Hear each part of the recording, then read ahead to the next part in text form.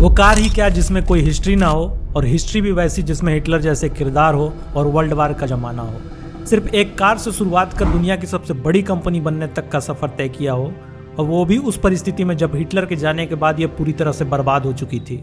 आज हम एक ऐसी आइकॉनिक कार की रोमांचक यात्रा पर नजर डालेंगे जिसने इतिहास में अपनी एक अमिट पहचान बना ली। Ladies and gentlemen, the Beatles!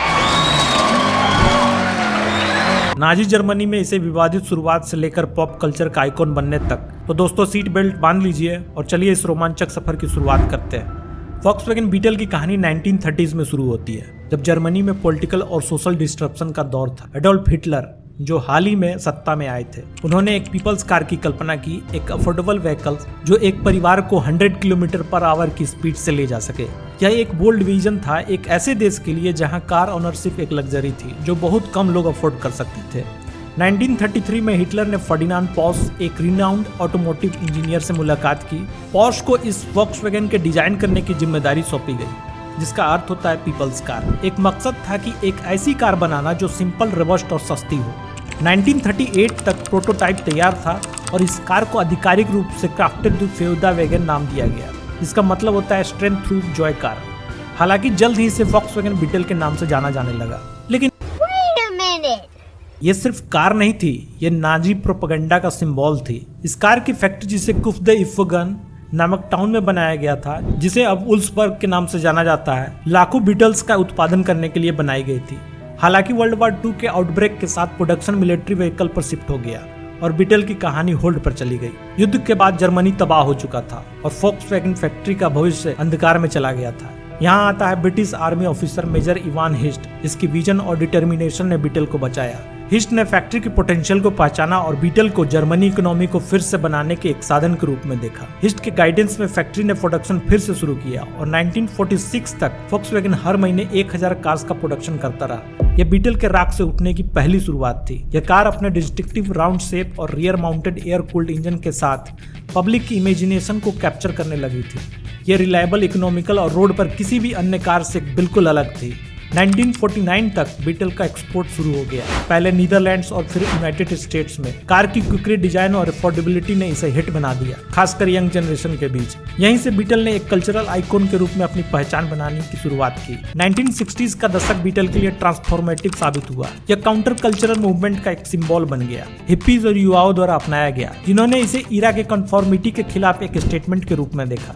Beetle क्वार्की, fun और खुद में एक पर्सनालिटी थी। 1968 में बीटल की स्टारडम और भी ऊपर उठ गई जब Disney movie the love bug release हुई। इस फिल्म में एक सेंटिएंट बीटल नाम का हर्बीज था, जिसका अपना एक माइंड था जो हर रेस जीतने में माहिर था। हर्बीज इंस्टेंट हिट बन गया और बीटल एक बिलव्ड पॉप कल्चर आइकॉन बन गया। 1960s में बीटल में सिग्निफिकेंट इंप्रूवमेंट भी देखे गए। वॉक्सवैगन ने कार को लगातार रिफाइन किया, जैसे लार्जर इंजन, इम्प्रूव्ड सस्पेंशन और बेटर हीटिंग जैसे फीचर्स को जोड़कर। इन बदलावों के बावजूद बीटल का बेसिक डिजाइन लार्जली अनचेंज रहा, जो इसकी टाइमलेस अपील का प्रूफ है। The struggle of the 70s, competition and challenges.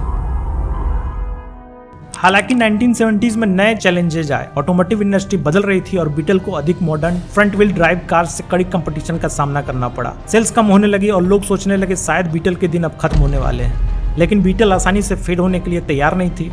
Volkswagen ने इनोवेट करना जारी रखा और 1971 में सुपर बीटल इंट्रोड्यूस किया। The 18 millionth Volkswagen made goes to... sorry sir, your name sir?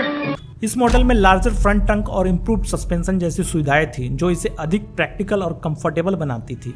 इतना सब करने के बाद भी सेल्स डिक्लाइन होती रही और 1978 तक जर्मनी में बीटल का प्रोडक्शन सीज हो गया। फिर भी बीटल ने दुनिया के अन्य हिस्सों में अपनी लाइफ बनाई रखी। प्रोडक्शन मैक्सिको और ब्राजील जैसे देशों में जारी रहा, जहां कार अपनी सिंप्लिसिटी और ड्यूरेबिलिटी के कारण पॉपुलर बनी रही। जब ऐसा लगने लगा कि बीटल की कहानी समाप्त होने वाली है, वॉक्सवैगन ने रिमार्केबल कमबैक किया। 1998 में वॉक्सवैगन ने न्यू बीटल इंट्रोड्यूस किया, जो क्लासिक डिजाइन का मॉडर्न रीइंटरप्रिटेशन था। न्यू बीटल ने आइकॉनिक शेप को रिटेन किया, लेकिन मॉडर्न एमिटीज और फ्रंट व्हील ड्राइव को भी साथ में जोड़ा।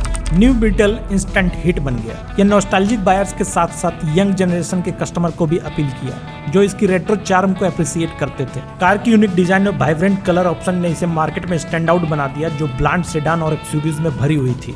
न्यू बीटल ने पॉप कल्चर में भी सक्सेस पाई, मूवीज, टीवी शोज और वीडियो गेम के अपीयरेंस के साथ। यह बीटल के डिजाइन और स्पिरिट के इंड्यूरिंग अपील का प्रूफ था। न्यू बीटल के सक्सेस के बावजूद हर अच्छी चीज का अंत होता है। 2010 तक सेल्स डिक्लाइन हो चुकी थी और ऑटोमोटिव मार्केट एक्सयूवीज और इलेक्ट्रिक व्हीकल्स की ओर शिफ्ट हो रहा था। 2019 में वॉक्सवैगन ने बीटल का प्रोडक्शन बंद करने की घोषणा की। फाइनली बीटल ने 10 जुलाई 2019 को प्यूबला मैक्सिको में प्रोडक्शन लाइन से रोल ऑफ किया। यह कार के फैंस के लिए एक बिटर स्वीट मोमेंट था, लेकिन यह इनक्रेडिबल जर्नी का अंत भी था जो 8 दशक से भी अधिक समय से चलता आ रहा था। बीटल की जर्नी हमेशा स्मूथ नहीं रही। कार को कई चैलेंजेज और कंट्रोवर्सीज का सामना करना पड़ा। बीटल का एसोसिएशन नाजी जर्मनी और एडोल्फ हिटलर के रिजाइम के साथ इसकी हिस्ट्री का एक डार्क चैप्टर है। यह कनेक्शन कंट्रोवर्सी और क्रिटिसिज्म का स्रोत रहा है। इसके इमिशन के लिए क्रिटिसाइज किया गया।